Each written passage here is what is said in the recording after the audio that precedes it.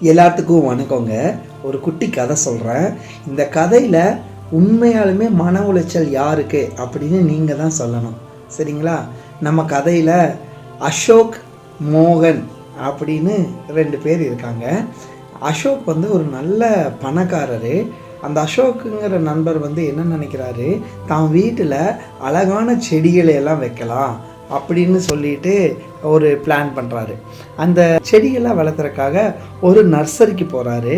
அந்த நர்சரியில் போய் எனக்கு இந்த மாதிரியான செடிகளெல்லாம் இந்த அழகான பாட்டில் வேணும், இந்த திங்ஸ்லெல்லாம் நீங்கள் டிசைன் பண்ணி தரணும் அப்படின்னெல்லாம் சொல்கிறாரு. கூடவே மோகன்கிற நண்பரும் அங்கே இருக்கிறாரு. அதுக்கப்புறம் நர்சரி இருக்கிறவர் ஒரு பில்லு எழுதி போடுறாரு.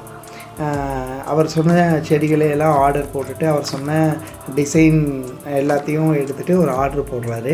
ஆர்டர் போட்டதுக்கப்புறம் பில்லை கொடுக்குறாரு. பில்லை கொடுத்துட்டு அசோக் சார் அதை ஓகே பண்ணுறாரு. ஓகே, இது இவ்வளோ தானே, நான் கொடுத்துட்றேன் அப்படின்னு. உடனே மோகன் சார் சொல்கிறாரு, வேண்டாம் நண்பா, இது கொஞ்சம் அதிகமாக இருக்குது, நான் உனக்கு கம்மியாக பண்ணித்தரேன் நண்பா அப்படின்னு சொல்கிறாரு. அவர் சொன்னதுலேருந்து பாதிக்கு பாதி நான் உனக்கு பண்ணித்தரேன் அப்படின்னு சொன்னார். அசோக்கும் சரி அப்படின்னு சொல்லிட்டாரு. இப்போ மோகன் என்ன பண்ணுறாரு, அந்த நர்சரி பர்சனுக்கு முன்னாடியே இல்லை இது நாங்களே பார்த்துக்குறோம் அப்படின்னு சொல்கிறாரு.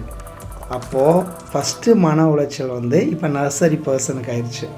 எகெயின் மோகன் அவருடைய பெஸ்ட்டு கொடுத்து நிறையா அழகாக இன்னோவேட்டிவாக பண்ணி கார்டனிங்கெல்லாம் பண்ணி கொடுத்துட்டாரு. பட் அசோக்குடைய மனசுக்கு அது ஏற்றுக்கல. அசோக் பார்க்குறாரு, அசோக்குக்கு அது திருப்திகரமாக இல்லை. நல்லா புரிஞ்சுக்கோங்க, ஒரு பெரிய கொட்டேஷன் கொடுத்த நர்சரி பர்சனுக்கு அந்த ஆர்டர் கையை விட்டு போயிடுச்சு. நான் தன் நண்பருக்கு நல்லது பண்ணணும்னு நினச்ச மோகனுடைய மனசும் நொந்து போச்சு.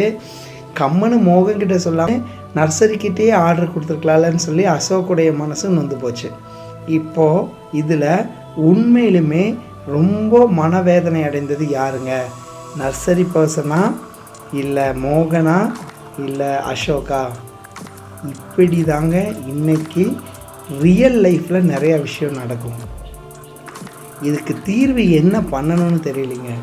நல்லது பண்ணணும்னு நினச்ச நண்பருக்கும் கெட்ட பேர், நண்பருக்கும் திருப்தியின்மை, தனக்கு ஒரு பிஸ்னஸ் போச்சு அப்படின்னு சொல்லிட்டு ஒரு பிஸ்னஸ்மேனுக்கும் சங்கடம். இதில் யார் மேலே தப்பு இருக்குன்னு நீங்களே சொல்லுங்கள். நன்றி.